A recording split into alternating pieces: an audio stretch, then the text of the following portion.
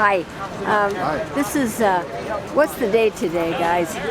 This is May 22nd, 2011. 2011, Harvey Mlik's birthday. And we're in Harvey Mlik Plaza in San Francisco right now. And we're having a illegal queer sit-in here by Queen.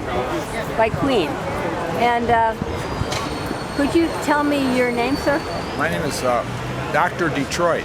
Dr. Detroit? Yes. Very good. Okay. I believe that you were in a musical at one point, right? Or was that your brother, Nathan Detroit? Well, thank you so much. Yeah. Thank you so much. Famous gentleman. And your name, sir? Tab. Tab. Okay. And why are you here today, Dr. Detroit? Well, I believe that people ought to be able to use the public space, and they ought to be able to, if they need to sit down on the sidewalk to rest or even vend a few of their personal belongings, to use the public corners and the streets and the curbs in reasonable ways. That builds community, to have people feel secure enough to sit down in public. I think that's not a bad thing. That's a good thing. We ought to have more people sitting down and getting acquainted. Okay, and that's kind of what we're doing here today, in defiance of the law, since it is illegal to sit or lie on the sidewalk in San Francisco between 7 a.m. and 11 p.m. And Tab, what is your view on this? Well, I feel that sidewalks are for the public, and they should be used by the public as they seem fit. And it's very much a part of San Francisco life and tradition to have life on sidewalks, be it socializing, being creating music, being it showing art, being it doing politics. There's so many ways people communicate and congregate and enrich the community through sidewalk activities that it doesn't make any sense at all to enforce these ridiculous arbitrary rules on people's behavior on sidewalks. And it's very restrictive. It cuts off social communication, social interaction in public space. And this is kind of where your comments are headed. Are you aware that they've tried this a couple of other times in the past? I do recall in my own past here, and before I got here, Harvey Mlik also opposed a similar measure. Yeah. Yes, and before you got here and while you were here again. So this is the third time they've tried to do this. And do you recall how they got rid of the other two times? They reversed that, I think. I don't recall the first one, but the second one, I think it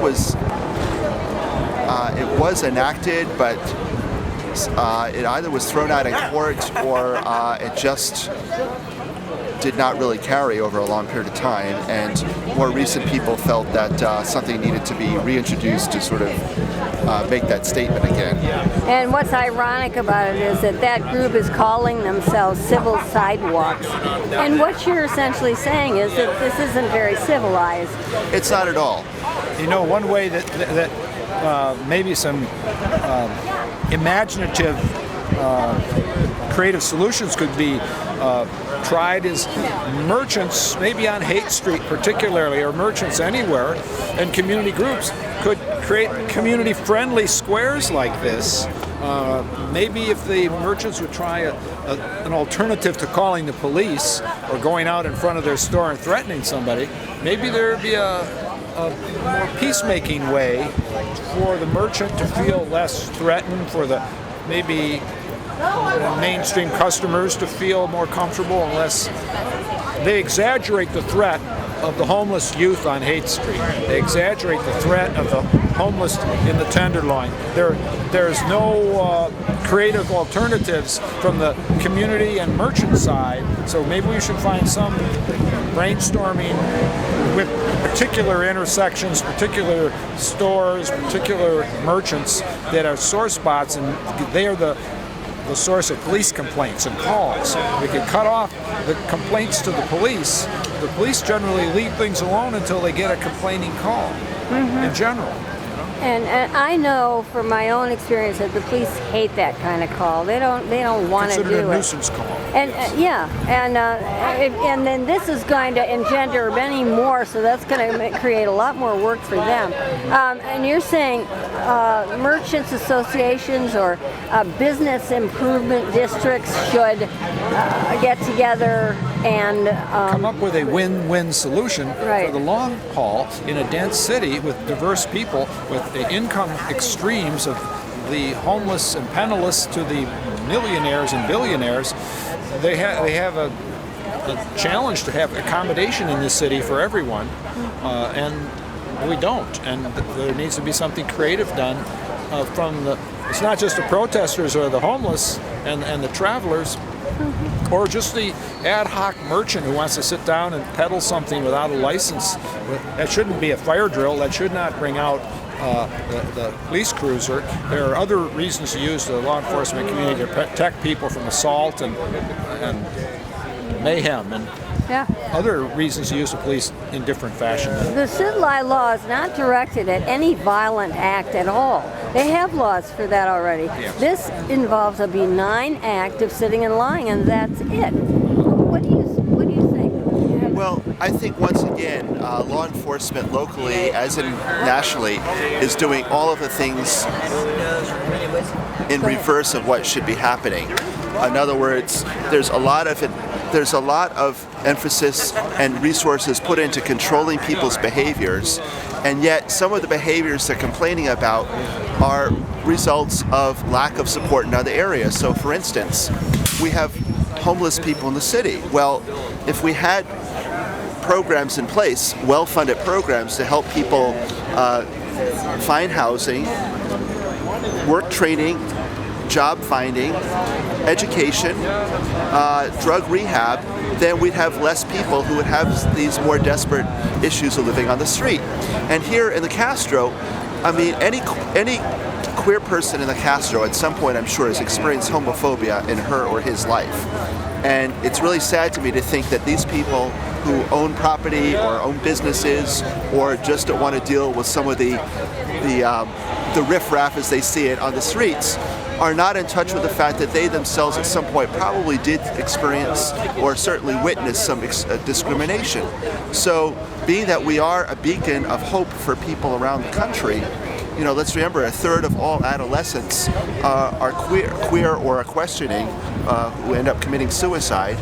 We need to think about what resources can we create to give them alternatives, which in turn will be less prone to having them stay on the street because they'll have places to go instead, which means we win it all together because they will be a part of our social fabric, contributing even more and feeling a part of that. Sadly, the budget cuts in San Francisco have cut a lot of funding for programs like that. And also, ironically, a lot of that money is being pumped into the police, into the SFPD, and taken out of that social safety net for queer kids who are encouraged to come here from out of town because they see this as a place of refuge when they're having the kind of problem that you're talking about. And then they get here, and what happens to them? Your thoughts on that? Well, I've been here 27 years, and clearly it's become more and more of a class issue here in the city. We're world-renowned for being socially conscious, but when it comes to social economic justice, it doesn't matter what economic group you're from, okay, or a social economic group. So I remember there were a lot of queer renters when I moved here.